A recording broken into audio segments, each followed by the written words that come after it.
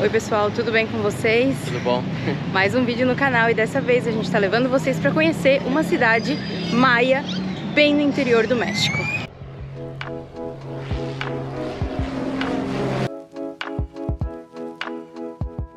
Então, essa cidade que vocês estão vendo se chama Valladolid. Valladolid é o nome europeu dela, na verdade o nome maia dessa cidade aqui é Sassi. A cidade de Sassi tinha esse nome porque ela era uma cidade maia sob o domínio de Chichén Itzá, que é um outro vídeo do canal, vocês vão ver tudo sobre esse lugar. E só que ela entrou sob domínio europeu, porque quando os europeus chegaram nessa região do México, vieram até essa cidade em busca de Chichén Itzá. E os moradores, os maias locais, mostraram para eles como ir até Chichén Itzá. Mas naquela época, Chichén Itzá já tinha sido abandonada como civilização, assim como cidade. Estava sendo utilizada só como local simbólico da história e da cultura maia. Era um lugar onde eles festejavam, dançavam, faziam esse tipo de celebração, mas não mais moravam. Então, quando esse líder europeu chegou em Chichén Itzá, não encontrou nenhum outro líder para poder declarar uma guerra ou tentar colonizar. Com isso, ele teve que voltar para Valladolid, voltar para Sassi. E aí, quando ele chegou aqui em Sassi, ele questionou os moradores locais, né, do porquê os moradores locais tinham feito isso, e falou que ia então destruir Chichén Itzá. Inclusive, ele começou a destruição de Chichén Itzá com dinamites. Os moradores aqui de Sassi, desesperados, falaram: não, para de fazer isso, a gente vai fazer uma troca. Você deixa Chichén Itzá como está, porque é um símbolo da cultura maia, e a gente te dá a nossa cidade. Então essa cidade aqui, que era uma cidade completamente maia, foi transformada em uma cidade colonial. E aí vocês podem ver que a arquitetura da cidade atualmente tem uma arquitetura colonial, assim como cidades bem tradicionais também no Brasil. Até inclusive essa igreja, né, que hoje é uma igreja, antigamente ela era uma pirâmide dos maias, né, que foi transformado em uma igreja pelos europeus quando eles tomaram a cidade. E ela é a segunda igreja mais antiga aqui da América. Olha que incrível, a mais antiga fica na República Dominicana, ele falou. Essa igreja, ela se chama Igreja de San Servagio, mas como ele mesmo falou, os mexicanos adoram mudar o nome, então atualmente ela é chamada de La Iglesia Castigada. Castigada por quê? Porque ela era uma pirâmide e foi castigada pelos europeus e transformada numa igreja.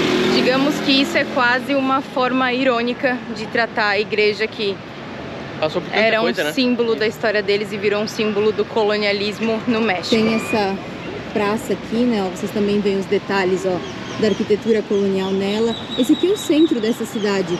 Valladolid hoje é uma das cidades, eu vou falar Valladolid porque é o nome atual dela, né? Isso. Mas é uma das cidades mais seguras do México.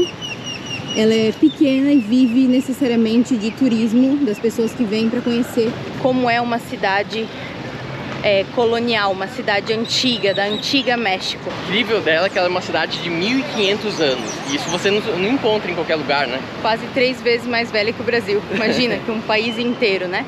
Então a gente está passando um resumo da história dessa cidade, mas 1500 anos, quanta coisa deve ter acontecido, né? Brincadeira, né?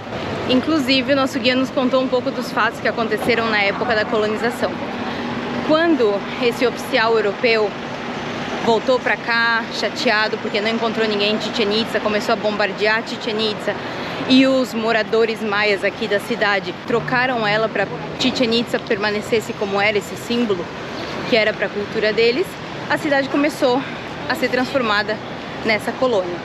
O que aconteceu foi que depois que os europeus usaram os maias como força bruta para construir a cidade do jeito que eles queriam, eles começaram a colocar regras. Entre essas regras existia uma de que depois das 5 da tarde, só brancos, ou seja, europeus, podiam circular pela rua. E aí os maias perguntaram: mas então onde a gente vai morar? Aonde a gente vai dormir se a gente não pode circular pela rua? E a resposta foi: não sei, é problema de vocês. Acho que a gente já conhece mais ou menos essa história, né? O brasileiro sabe mais ou menos dessa história. E aí o que os maias fizeram foi ir em busca de um guerreiro, que era um guerreiro maia muito forte, para que ele viesse com seu exército na cidade desafiar o general europeu. E aí a questão foi que esse soldado apareceu sozinho, bateu na porta do general europeu e chamou ele para um duelo. de homem a homem. O general, obviamente, não ia conseguir dar nem pro cheiro. E conta a história, conta a lenda, que esse soldado maia arrastou o general pela cidade e terminou matando o general com uma flechada. Ou seja, o general construiu a sua cidade, mas só aproveitou dela por 3 dias. Porque dizem que depois da cidade ter ficado pronta e dele ter basicamente expulsado os maias daqui, ele pôde usufruir dela por 3 dias e aí a cidade voltou a ser uma cidade maia. Só que, infelizmente, a arquitetura e tudo que existia aqui se tornou uma arquitetura colonial. Eles continuaram morando, continuaram cultivando a sua cultura, mas não puderam cultivar mais a sua arquitetura. E aí, como se não bastasse, né, como se não fosse suficiente, muitos anos depois, ali no ano de 1800 e pouco, o país, México, decidiu que ia vender Chichén Itzá. Eu tô falando muito de Chichén Itzá nesse vídeo porque é muito forte, muito importante para essa cidade, para uma cidade colonial, para uma cidade que era originalmente maia. Então, o México decidiu vender Chichén Itzá por simples 26 dólares para um americano. O povo descendente maia se rebelou, entrou em guerra, né, contra o país. A questão é que os maias ganharam essa guerra e conseguiram recuperar o seu território. Então, esse lugar aqui foi por anos a República de Yucatán, separada do México. Como isso aqui barrava muitas fronteiras do México e acabou desencadeando um movimento revolucionário, o México começou a perder muitos territórios.